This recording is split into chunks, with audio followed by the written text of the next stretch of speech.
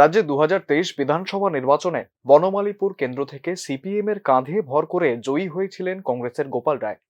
বিজেপির প্রদেশ সভাপতি হওয়া সত্ত্বেও হেরে গিয়েছিলেন রাজীব ভট্টাচার্য।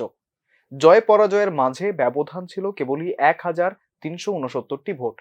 হালে ঘূর্ণিঝড় রেমালের প্রভাবে রাজ্যের বহু জায়গাতেই ভারী থেকে অতি ভারী বৃষ্টিতে প্লাবিত হয়েছে অনেক নিম্নাঞ্চল। সঙ্গে ঝোড়ো হাওয়াতে ব্যাপক ক্ষয়ক্ষতি হয় সাধারণ মানুষের ঘরবাড়ি কিংবা কৃষি জমির।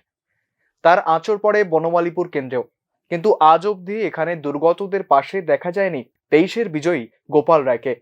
তবে দেখা মিলেছে বিজিত প্রার্থী রাজীব ভট্টাচার্যের, যিনি পদাধিকার বলে বিজেপির প্রদেশ সভাপতিও। সম্প্রতিকালের ঝড় বৃষ্টিতে যারা ক্ষতিগ্রস্ত হয়েছে, বৃহস্পতিবার তাদের বাড়ি ঘরে গিয়ে সরে জমিনে খবরাখবর নেন রাজীব বাবু। দুর্গতদের সঙ্গে সরাসরি কথা বলেন, নিয়েছেন খোঁজ খবর।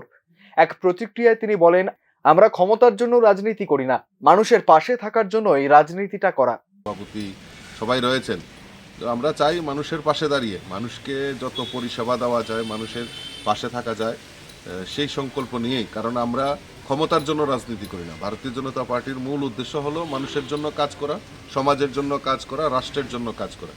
তো সেই জিনিসটাকে পাথেয় করে আমরা সবসময় কাজ করি। তো কাজে এইটা আমাদের রুটিন ওয়ার্ক, যে আমরা মানুষের পাশে দাঁড়িয়ে মানুষের সমস্যা শোনা এবং তা যাতে। বনমালীপুরের কংগ্রেস বিধায়ক গোপাল রায় সম্পর্কে তিনি বলেন, ভোটে জেতার পর থেকেই তিনি কুম্ভ নিদ্রায় আছেন। আসলে ওনারা বরাবরই রাজনীতি করেন ব্যক্তি স্বার্থে, বিপদে মানুষের পাশে থাকার জন্য নয়।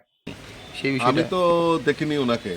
এলাকাবাসীও বলছেন, যদি আসলে একটু ঠান্ডা ঠান্ডা পেয়েছেন, এখন একটু বৃষ্টি গরম অতি তাপদাহ ছিল, তারপর আমাদের বৃষ্টি হয়েছে, কিছুটা ঠান্ডা পেয়েছেন, তো উনি এখন কুম্ভনিদ্রায় আছেন।